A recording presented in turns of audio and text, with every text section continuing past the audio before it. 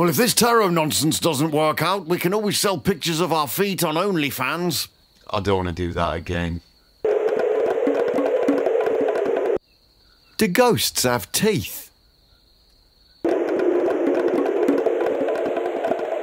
Oh, what in the blue blazes is happening? Crying out loud! Welcome back to Keepy's Quest. Wherever we're going, we're getting there fast. That's the message of this week's card, the Eight of Wands. This is a card of progress and movement. The energy of Wands is in full flight. For me, this is probably the most quintessential image of Wands in the whole deck. They're hurtling through the air like javelins. Oi, come back here. Where they will land, no one knows. Ow! Blimey, these chickens are fast. I know, everybody loves chicken legs, so I've bred chickens with 3 legs. I'm gonna be rich. Wow, what do they taste like? I don't know, I haven't caught one yet. Looks like someone's fallen foul of their creation. If it ain't broke, don't fix it is the message from the Sforza and Marseille cards. The Solar Busker offers us a lovely presentation idea if you ever find yourself giving 8 wands as a gift. Could happen.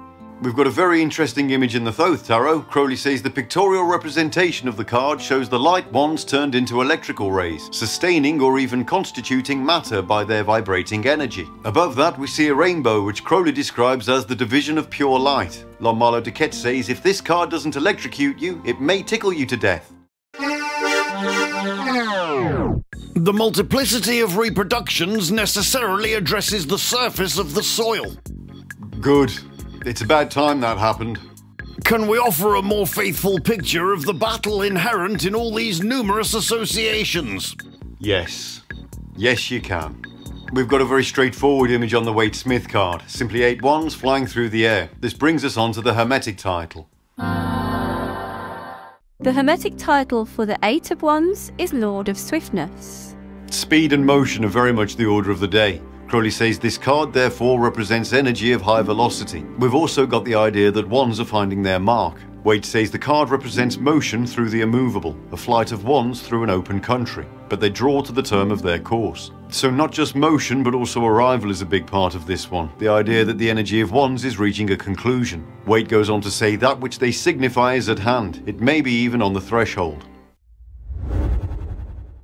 The Eight of Wands corresponds to the Sagittarius zodiac sign and to the planet Mercury. So it's Mercury in Sagittarius for this one. Sagittarius is the half-man, half-horse character from the zodiac, who's often depicted as an archer. The idea of arrows flying through the air obviously fits very well with the concept of this card. It's a mutable sign, so it's changeable in its qualities, and it can represent exploration and curiosity. Mercury is the planet of communication and intellect, so when we pair them together, we take that curiosity to the next level, resulting in an expansive mind. This lends itself to philosophy and spirituality, but also the means to express those concepts clearly. Optimism and enthusiasm is another important aspect of this particular coupling. The Eight of Wands resides on the world of Absolute and sits at the 8th Sephiroth of Hod, on the Pillar of Severity. The name of this Sephiroth translates to Splendor.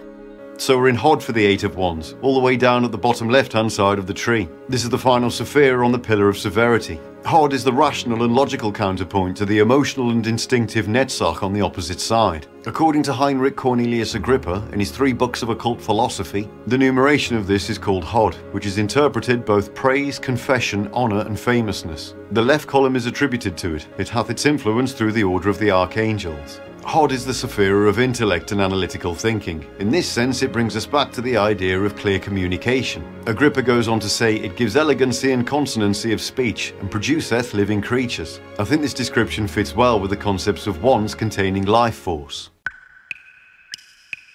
The Eight of Wands herb is sassafras.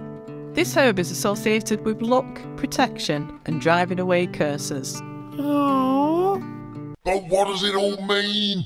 When the Eight of Wands shows up, it's generally taken as a positive sign of progress, things quickly coming to a conclusion and desires being satisfied. Clarity is another important aspect, as in the feeling we get when we know exactly where we're going. Waite says activity in undertakings, the path of such activity, swiftness as of an express messenger, great haste, great hope, speed towards an end which promises assured felicity, generally that which is on the move. Also the arrows of love. So in a relationship aspect, this card could signify that things are moving to the next level. Maybe you need to buy some new underwear and bed sheets. In a career sense, the Eight of Wands can represent your project coming together into something great. Things have been moving along nicely and now the finish line is in sight. Rachel Pollack says, when fire finds its goal, the projects and situations come to a satisfactory end.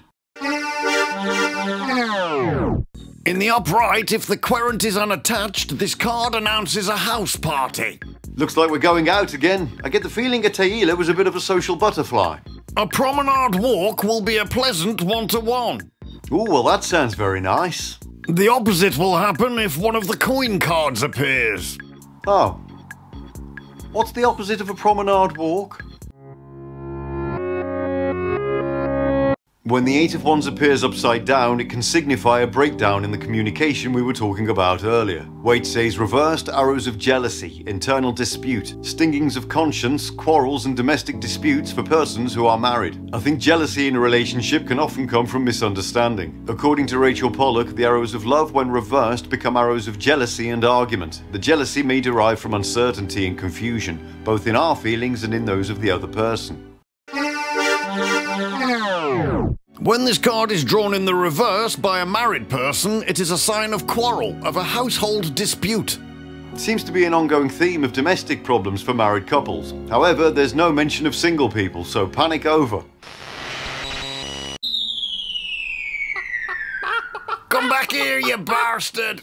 The big takeaway for the Eight of Wands is the concepts of rapid progress and positive change. Communication is another important aspect, particularly an enthusiastic exchange of ideas. Milo Duquette says this card is like two people who've had too much coffee and stay up all night talking simultaneously. Thank you for joining us once again on Kippy's Quest. May the coming days bring you progress, change, and the conclusion to like this video and subscribe to our channel. Until next time.